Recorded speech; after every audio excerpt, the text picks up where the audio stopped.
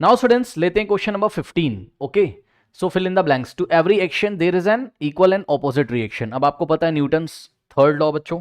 ठीक है, मान लीजिए कोई वॉल है, कोई ये दीवार है, और इस दीवार को आप F फोर्स से दबाते हो ऐसे. ठीक है, दीवार पे के ऊपर आपने F फोर्स लगाया तो दीवार भी क्या करेगी, आपको F फोर्स देगी. जितना फोर्स आपने लगाया है दीवार के ऊपर, दीवार भी रिएक्शन में आपको उतना ही फोर्स देगी. तो ये जो फोर्सेस हैं, जो हमने फोर्स लगाया वो हो गया एक्शन, और दीवार ने जो हमारे हाथों पे पलट के, है ना, हमको जो फोर्स दिया उसको हम क्या बोलेंगे, रिएक्शन बोलेंगे. ये बात आप लोगों को पता है, एक्शन रिएक्शन. अब ध्यान देना है कि जो एक्शन रिएक्शन फोर्स होता है, एक्शन रिएक्शन डिफरेंट बॉडीज पे लगता है, ऑपोजिट डायरेक्शन में लगता है, याद रखिएगा. आप फील करो, ये दीवार है, दीवार को ऐसा आप प्रेस करोगे, ठीक, तो आपने दीवार के ऊपर क्या किया, एक्शन. दीवार आपको क्या देगी, रिएक्शन. तो आपने दीवार के ऊपर एक्शन किया, तो एक्शन लगा दीवार पर, वॉल पे, लेकिन रिएक्शन मिला आपके पाम को, आपके हाथ को. और इक्वल एंड अपोजिट, आपने ऐसे दबाया, उसने ऐसे दिया आपको रिएक्शन. ये देखिए, ठीक, तो ये हो गया एक्शन, और उतना ही फोर्स आपको मिलेगा ऑपोजिट डायरेक्शन में, ये हो गया रिएक्शन. ठीक है स्टूडेंट्स, ओके. तो to every action there is an equal and opposite reaction, there is an equal and opposite reaction. ठीक, ये हो गया.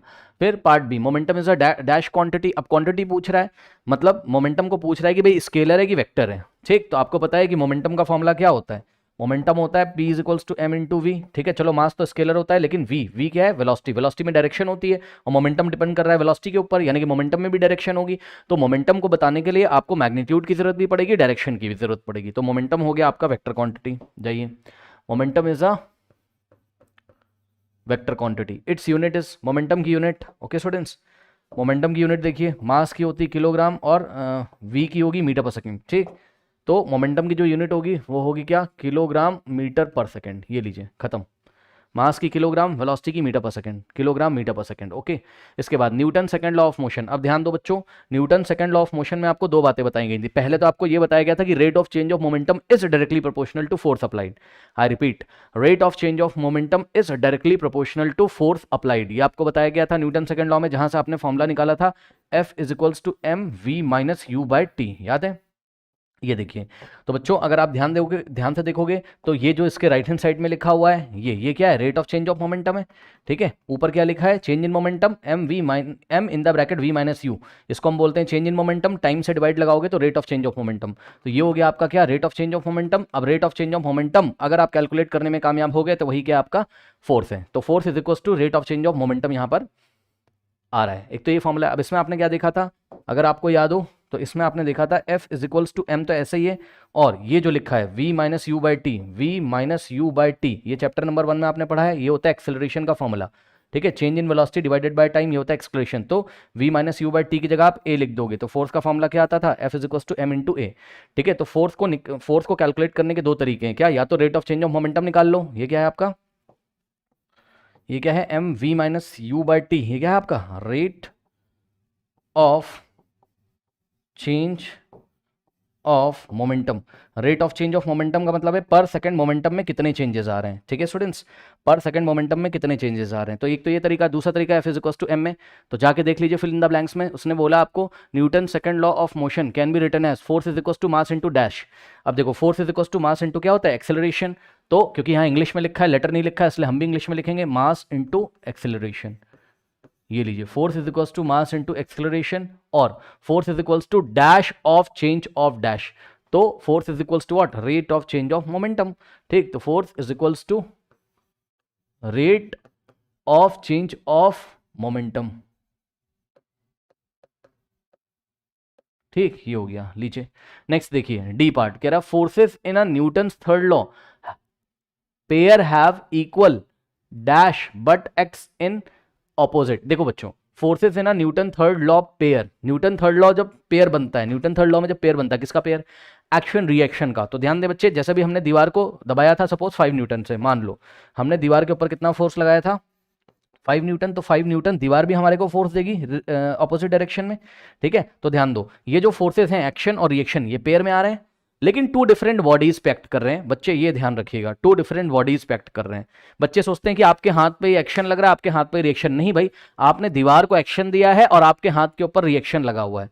तो ये जो पेयर होते हैं एक्शन रिएक्शन वाले, ये इक्वल इन मैग्नीट्यूड होते हैं, जाके देख लो, जितना मैग्नीट्यूड इसका उतना ही इसका, मैग्नीट्यूड मतलब उसका न्यूमेरिकल वैल्यू, 5 न्यूटन ये लगाया, 5 न्यूटन ये मिला आपको, तो इसके मैग्नीट्यूड तो इक्वल होते हैं, लेकिन डायरेक्शन की बात करोगे तो डायरेक्शन अपोजिट होती है, एक्शन लगा ऐसे और रिएक्शन लगा ऐसे अपोजिट डायरेक्शन में।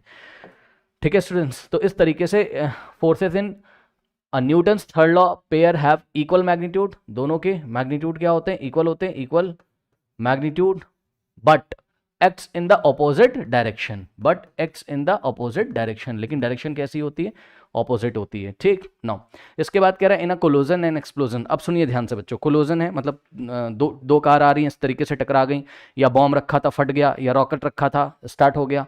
ठीक है, तो आप कुछ भी ऐसी घटना अगर देखोगे कहीं कोलोजन हो रहा हो, यानी कि दो बॉडी या दो से ज़्यादा बॉडी आपस में टकरा रही हो, ठीक है, एक्सप्लोजन हो रहा हो, कोई बॉम्ब फट रहा हो, ठीक है, कुछ भी हो रहा हो, ठीक, तो जो टोटल मोमेंटम होता है आपका, टोटल मोमेंटम रिमेन्स कांस्टेंट, या yes total momentum remains conserve, ऐसे बोल सकते हो आप। ठीक है, law of conservation of momentum. ठीक, तो किसी सिस्टम में अगर कुछ चेंजेस आ रहे हैं, ठीक है ना, और सिस्टम को एक्सटर्नली डिस्टर्ब नहीं किया गया, यानी कि बाहर से कोई फोर्स नहीं लगाना है सिस्टम पे, भाई बॉम्ब रखा है, अब बॉम्ब अपने आप फट गया, अपने आप फटने का मतलब है उसको इग्निशन टेम्परेचर तक आप लेके आए, उसमें आग वाग लगाई आपने, बॉम्ब फट गया, अरे पटाखे वाला बॉम्ब, ठीक, तो जब वो फट गया तो उसके चित्थाड़े उड़ गए इधर उधर, उसके पीसेस कुछ निकल के गए, तो पहले तो बॉम्ब बेचारा रुका हुआ था, हाँ ये ऐसे रेस्ट पे था, यानी कि उसका नेट मोमेंटम कितना है, 0 है।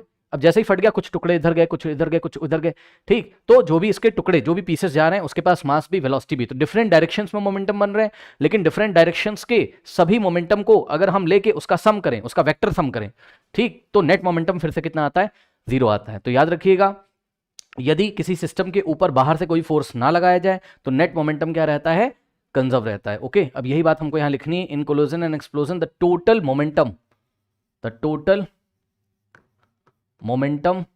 remains constant या remains conserved provided that there is no external force act, बाहर से कोई फोर्स नहीं लगाना चाहिए। ओके स्टूडेंट्स, चलिए अब देखिए आंसर मैच कर लीजिए, पार्ट ए का answer equal and opposite, part B का answer vector and kilogram metre per second, part C का answer Newton second law of motion force is equal to acceleration and यहाँ पर क्या आएगा, rate of change of momentum, ठीक, उसके बाद आएगा मैग्नीट्यूड एंड डायरेक्शंस, उसके बाद आएगा momentum and force. Okay students, तो ये हो गया आपका आंसर, नोट कर लीजिए।